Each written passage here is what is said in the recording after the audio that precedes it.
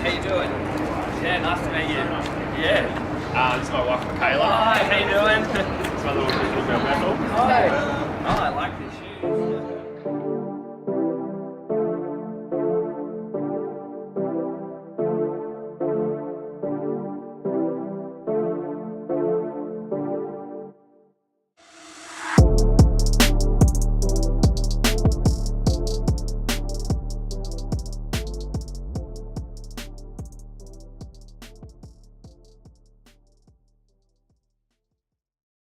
Let's talk about the gym. Sure. What is the method? So the method is completely and utterly Kayla. She's the brains behind everything there, and basically what Kayla did, and Kayla's my partner if anyone needs to know or doesn't know. So back in the day when I first met Kayla, she was super into nutrition, she was super into healthy eating, and she was all about trying to get the most out of your body so you could, have more energy and feel good. And so she tried to help me out, and she did help me out back in the day, just, trying to help with performance and things like that, and getting me to eat certain foods that would, bring out the best in me. And then when I opened the gym, she was still working at Channel 10, and then once she finished up there, she, took everything that she was learning in nutrition and she sort of brought it into the gym, and people that would ask her for help, she would just, help them on the fly. And, at the time she wasn't a nutritionist or anything like that, but she was just giving them guidelines and things to sort of help them along the way to perform better, or to either lose weight or gain weight or whatever they wanted to do.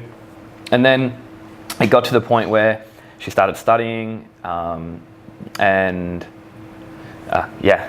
for it.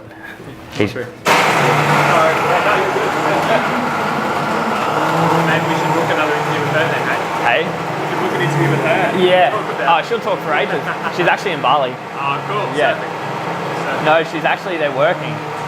So she's there with a friend, another coach, and they're working. They're hanging out, working on their tan, I guess. Yeah. More than likely. Yeah. So she helped you. Yeah, she helped me. Yeah. Yep. So she started studying, so then she could help people more intently, and so she ended up getting, probably 10 to 15 people from the gym that just wanted her help. And at that point in time, she didn't think anything of it. She was just trying to help them out and, add another dynamic to what we offered. And we always want to try and offer a little bit more here. So she went into doing that. She did that for a while, and then she sort of pulled back on that, and she got really stuck into the CrossFit Media stuff. And then it was always a point with Kayla that she kind of felt like she was kind of missing something that made her feel really fulfilled, like helping me run the gym and things like that. She loved it, and she loves the gym, and she loves CrossFit, and she loves helping people with their fitness, but it was never, her true passion or anything like that. So it wasn't like a super driving force for her. But the one thing that she's always been very keen on is nutrition. So when we sort of were throwing around ideas, she always wanted something a little bit different. And I said, why don't you help people with nutrition on a bigger scale? And she's just like, oh, I don't know. She's sometimes she doesn't make decisions too quickly, whereas I'm the complete opposite. And I guess that's good where we balance each other out, because I'm just like, oh, that sounds like a good idea, let's do it. And she's just like, she'll want to weigh it up and think about it. And then basically I was connected with a guy in New York who was helping me with some shoulder rehab stuff, and he knew Adi Kaju from Working Against Gravity. She owns Working Against Gravity, and he said, yeah, I can hook Kayla up with her and they can have a chat. And so Kayla actually flew over to Austin, Texas to meet with Adi, and she stayed with Adi for about a week, and Adi was so giving and kind to give her some information to help her get started, basically outline things that she did and things that she did wrong, which is basically what Mick Shaw, who owns CrossFit FX in Sydney, did for me before I opened this gym. So I trained there for a year, and he helped me with, things about location, things about, setting the gym up properly to cater for everybody, and location is key and things like that. So I guess it was sort of like a mentor in a sense. And so Adi helped Kayla a lot, and then Kayla came back and she was just pumped, she was ready to go. And then within a week, she had a website, and she said, I'm going to put 20 spots out to people that might want nutritional help and things like that. And they filled within a day. And then she goes, oh, I can do another 10. And she went to 30, and then they filled up straight away. And then basically from there, she got I think it was up to like 60 or so, and she was starting to struggle with the workload and trying to be able to give everyone enough attention to kind of the standard that she wanted to give everybody. And then, then she got my cousin on board, and then it went from there. And then as she got filled, it's got to find somebody else, and now she has a business partner that's helping her out, a good friend of ours. And then she's got a really good set of staff that are helping her too, and they've got some offices just down here in the city as well, and they all go and work there. And I think there's probably like almost 20 of them now, and she's just helping out a good portion of people, like a good clientele that are just wanting some help, whether it be the mental side of eating, or what to eat, or when to eat, how much to eat. People that want it for performance, or people that want it to lose weight, or people that are just struggling with just knowing what to do with nutrition, and usually that's the case. It's just education about it, what it is. But once you get educated on things to eat and when to eat and how much I should be eating, it's sort of, it then becomes very simple. It's like anything, you just learn it, and it's like riding a bike. Wow, that's really blown up. Yeah. And one thing you didn't talk about was I've seen it being now promoted by people like Tia. Yeah. So like you've got some athletes on board. Yeah, totally. So I've actually did a lot of training with Tia this year. So I went up and we hung out a lot, and I was doing a fair bit of the cooking at their place. Like me and Shane, we were hammering it in. Tia always helped a lot, but she was pretty keen on GYG most of the time. Nah, she's actually really good. Like, she always says that she's not the best with her nutrition, but she's really good. Like, she's very, she thinks about it a lot, and she's adamant that she's gonna, especially if she's cutting for a competition, like she's very much, she's all or nothing. So it's like with her competition, she just rises to the occasion. She'll just, if she has to do it, she'll just do it, and it's simple. It's black and white. It's not like a, she doesn't have to, fight against herself to do any of that stuff. It's just like black and white. It's like, I've got to, cut for this comp, so this is what I have to eat. So it's really good. Like, and then we sort of like, we were exchanging ideas, and I was trying to, help as much as I could and shed some light on some things that I knew and some things that I picked up along the way. Like, I'm no nutritionist or dietitian at all, but I've just picked up some info along the way, like working with ATP and those guys up there. Like, a lot of those guys are naturopaths, and they have a lot of insight on how foods actually interact with the body, especially in their natural states and things like that. So I was trying to just, where it was, asked, like I could give a little bit of information here and there, and Tia sort of really took to it. And and then Kayla just threw the idea at me and said, like, imagine if we could get Tia on board. And eventually, like, and Tia's very good friends with Kayla too, so it sort of it was like a natural progression, and it just formulated. Like, we've sort of been hanging out since 2016 invitationals. That's where I first met Tia, and she's a ball of fun. She's super cool, and I like hanging out with her and Shane. And what other athletes have you got on board as well? So Zeke. Just name drop. Just start name drop. So there's Zeke. There's a girl from Sydney, Liz Clay. She's a sprinter. Mitch Cinnamon is on board. He was actually doing a bit of coaching for us as well. Let me think. My mind has just gone away from me.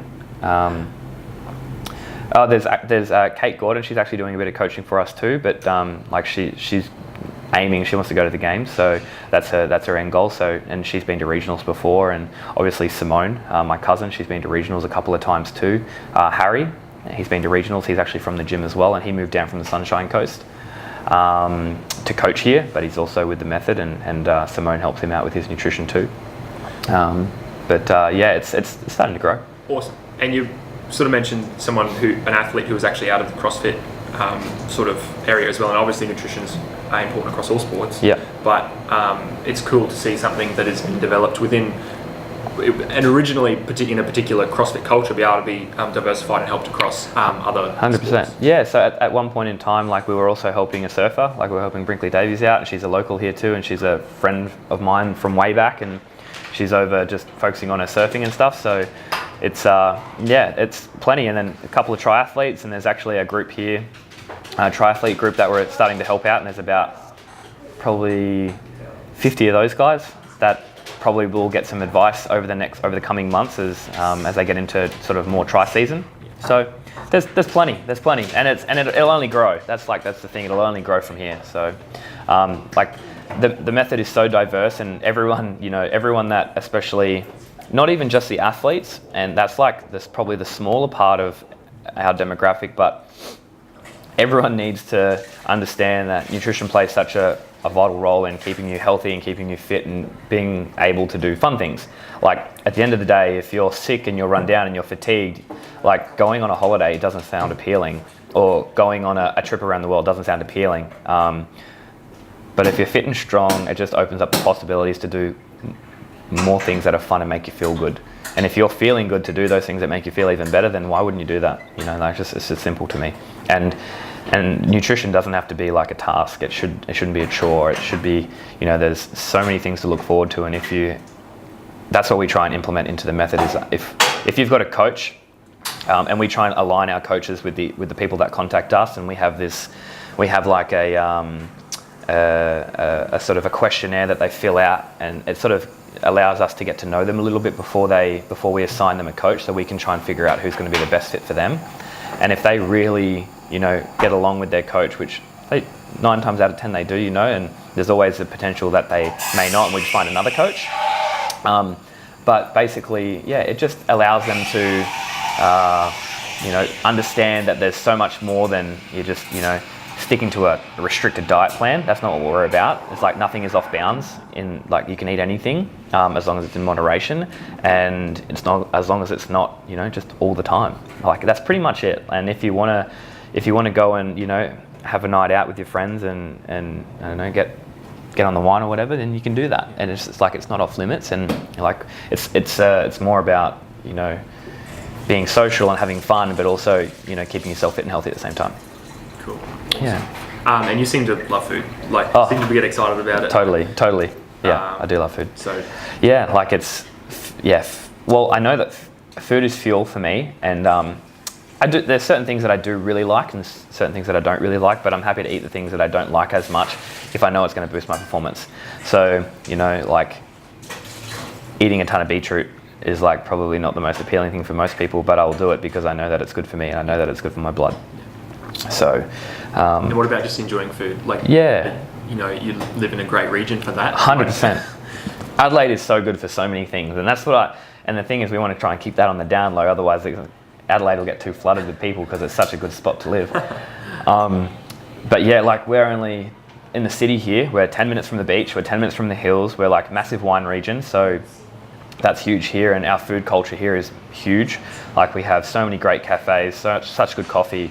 And in like March, I'm pretty sure it's March, we have like this big festival here for like a whole month, and it's called the Fringe, and it's a whole bunch of comedy and acting and things, but there's also a lot of food, and people bring certain foods in, and there's stalls everywhere around the city, and it's a super cool place to live. And yeah, our food culture here is great, and there's so many good things that you can go and try and eat and get a taste for.